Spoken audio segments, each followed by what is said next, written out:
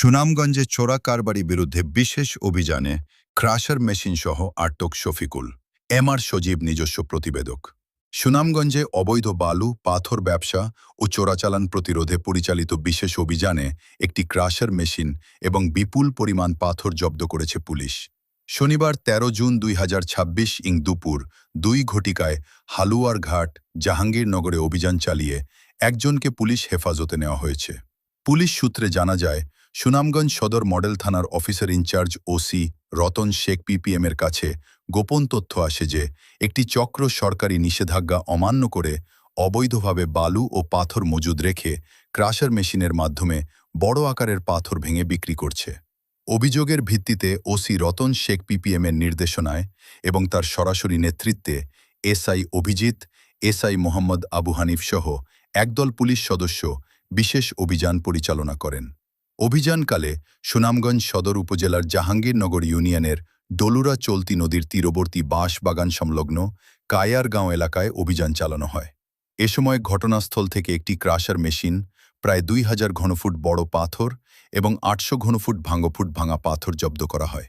পাশাপাশি কায়ারগাঁও গ্রামের মৃত আমির হোসেনের ছেলে মোহাম্মদ শফিকুল ইসলাম ৪৭ কে পুলিশ হেফাজতে নেওয়া হয়েছে।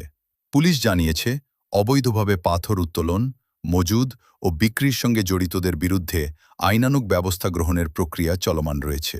পরিবেশ ও প্রাকৃতিক সম্পদ রক্ষায় এ ধরনের অভিযান ভবিষ্যতেও অব্যাহত থাকবে বলে জানিয়েছে সুনামগঞ্জ সদর মডেল থানা পুলিশ। বিস্তারিত দেখুন তথ্যচিত্রে।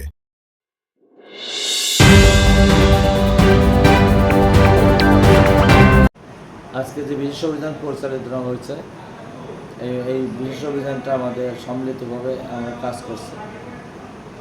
ডলুরা যেখান থেকে বালুকাণ্ড ছিল, সারা সুনামগঞ্জ সহ সারা দেশে বিখ্যাত ছিল যে ডলুরা চলতি নদীর থেকে বালু পাথর লুট, ঠিক সেই জায়গায় আমরা গেলাম। যাওয়ার পরে ১ কিলোমিটার বাঁশবাগানে ঢোকার পরে দেখলাম যে একটা মাঠে বিস্তর এলাকা নিয়ে বালি পাথর রেখে দিচ্ছে মজুত করে। জিজ্ঞেস করলাম কার, এখানে জানালো অমর। তাকে ডাকলাম, সে কোনো উত্তর দিতে পারল না, যেহেতু অবৈধভাবে বালু এবং পাথর সংরক্ষণ করছে।